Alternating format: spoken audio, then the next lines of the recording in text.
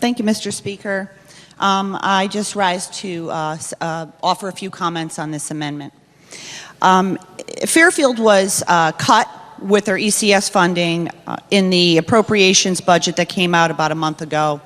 And then the governor's budget cut us to the core all of our ECS dollars. And in this budget, it's 1.9. Now, most people, like have spoken before, would say that Fairfield is a community that could afford it, but frankly, Fairfield's probably one of the most diverse Fairfield County towns in Fairfield County. We have all different types of people who live in our town, and from people who are struggling to very wealthy people.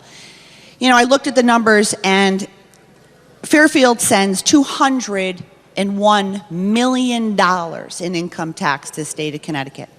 $201 million. And we were getting $3.5 million toward our education system of approximately 11,000 students. Many, as Representative Kokaruta mentioned, are special ed students and special needs students. I served on the Board of Education for 6 years, and I had a really bird's eye view on how important our education system is and how careful Fairfield is with all of our education dollars.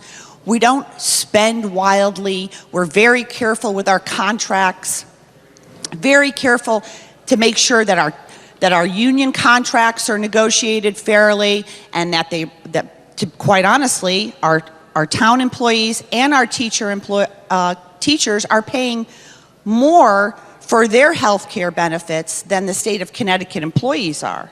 Fairfield is very careful with its funding. To get back a little bit of money, 4 cents on the dollar, is not asking too much. We're talking about $200 million. Again, it's a matter of fairness, basic fairness. Every town is sending money to the state.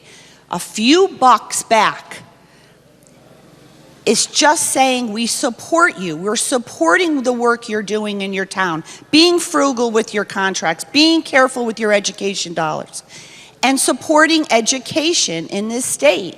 We can afford to put this money back in the ECS funds for these towns who had it taken, quite frankly, I don't believe fairly.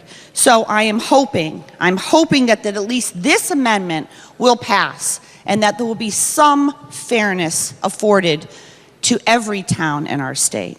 Thank you, Mr. Speaker.